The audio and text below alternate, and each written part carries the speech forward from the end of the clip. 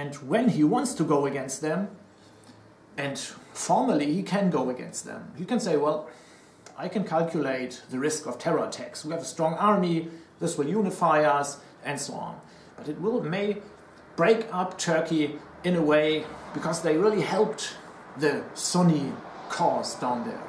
And maybe now it has changed because the Pope was there, and there's also a spiritual shift, and so Erdogan is going more and more against, and more open, is forced to go more and more against ISIS. And so the tune and the language and the statements Erdogan is giving have already changed from my viewpoint and assumption. And so he may later on really be part of a power which is helping to clear out the ISIS thing down there. But how can Saudi Arabia have an interest in that?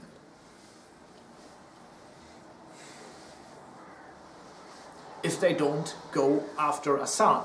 And this is what the Russians want. And so the premise of the Russians to be a part of a solution down there will be in Iraq, also being connected to Iran and connecting Turkey with the Iraqi oil from Russia.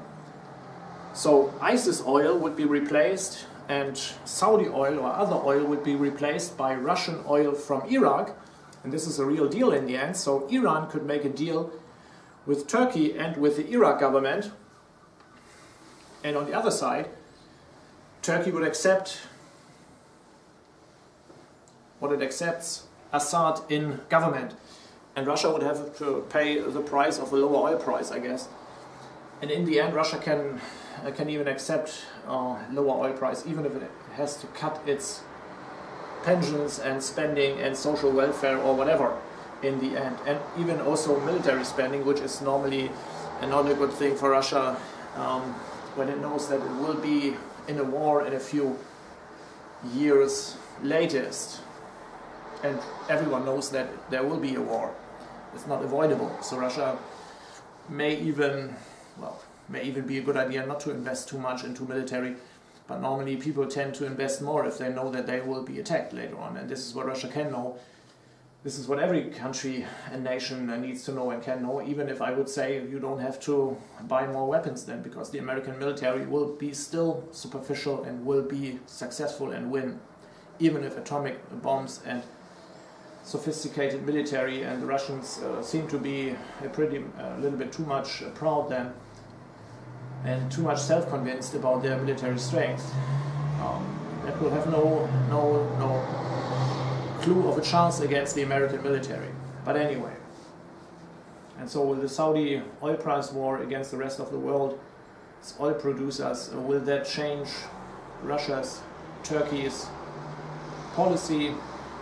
If you like, will Russia attack Saudi Arabia in attacking ISIS through a proxy like Turkey? And Turkey will have an interest in that because it will possibly be able to do a deal with Iraq oil companies from Russia. I doubt it, because I think Erdogan doesn't want to risk, that's the first thing, he doesn't want to risk a civil war, because it is a very old, strong tie he has with, and a religious old, strong tie he has with the Sunni radical brothers in Saudi Arabia. And he knows how the energy and the power of Prince Bandar's Islamic State forces are. And so he will not attack them, even if Saudi Arabia has already also somehow declared war against terror and is fighting together with the Americans, at least pretending to fight with them, and is really fighting them. So it's a double strategy. And maybe even the Islamic State at one point of time will turn against Saudi Arabia. So it's not an ally, or it's not the direct dog, aggressive Islamic clearing out troop thing Saudi Arabia has created there with the Islamic State and former Al-Nusra, Al-Qaeda, or the other branches of Islamic radicalized anti-Assad Sunni, anti-Assad troops who are Sunnis then. What do you think about the oil price war Saudi Arabia is fighting? Do you think Russia can act against it, or is Russia already paying a high price that it's not moving back in the Ukraine, that it's not moving back and it's not living up to its responsibility as a statesman in the form of Putin not moving back in accepting the loss of the east of the Ukraine and leaving alone of the Russians who are bombed by Kiev then. From my viewpoint, even if I have discussed now for a while a different strategy which possibly would have solved the Ukraine dilemma differently, I think Russia has a responsibility for the Russians in the east of the Ukraine, and also a responsibility for the Russians in Moldavia. And Moldavia is a very clear sign that Europe will piss off Russia, and so it needs to organize different. And I hope the low oil price will re-enable South Stream. And so the investment of the Russians would not be thrown out of the window, and Bulgaria, as others, would be forced to accept South Stream, so that there can be no Ukraine power instrument used against Russia anymore, and so Russia can deliver gas, because shale gas production in Europe will not come, because it's not economical sense-making because of the low oil price then. And so in the end the Saudis work against the separation of Europe and Russia when they enable such a low oil price. And so in the end it may even, if the hate against Russia or the geopolitical targets are not waged so high, the possibility is good that the Saudis will enable a higher oil price, because they don't want Russia to be re-enabled with South Stream or with the Turkish pipeline reconnected and again connected, or more connected, with Europe over Turkey then. And maybe even the Saudis don't want this better relationship with Turkey in the end, because they have a bigger interest in land in the Ukraine, sold out by the IMF West nationalization script and the privatization agenda. And also they have a bigger interest maybe than to split Russia from Europe, because geopolitical interests to weaken Russia there and to punish Russia, if you like, are bigger, together with the other interests I just mentioned, and also with the interest according to Assad. So if this is more important to Saudi Arabia, the interests which would enable a higher oil price result, and then Saudi Arabia, after they reach some goals of warning, punishing Russia and gaining some market share, if they have reached these goals, they may even move back then, because they don't want Russia to still dominate the European gas market, because Qatar could have an interest, or America could have some crazy dreams then.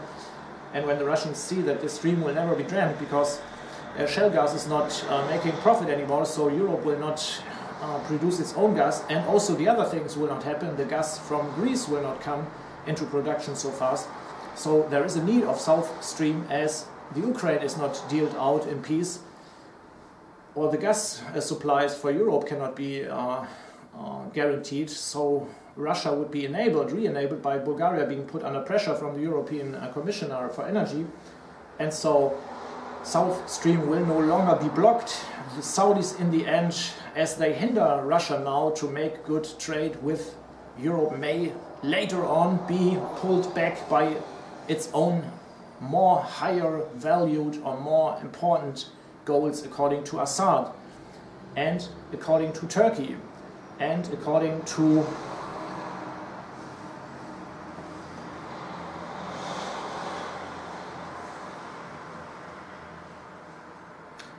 other things. What would be the other factors which are interesting for Saudi Arabia? Saudi Arabia is reigning and ruling the world right now. So if the Saudis want to dominate the world with the oil price, well, and the Russians have opened the oil price debate, and the Saudis come more and more into the focus of the world, well, we may then discuss Saudi Arabia's goals. What is Saudi Arabia, what do they really want? What do the Saudis want, if you like?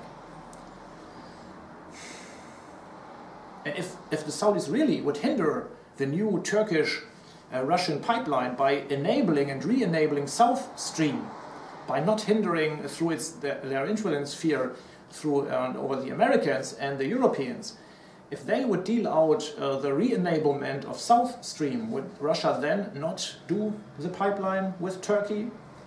And so it's just a negotiation bluff from Putin that he wants to force Saudi Arabia, and it would be a good bluff then. It would work because it's no bluff, because it's real elbow, and here we are, and this is, even if Russia is damaged by the low oil price, in the end it may force them. So will Saudi Arabia has Saudi Arabia a bigger interest of Turkey being separated from Russia or of Europe being separated from Russia?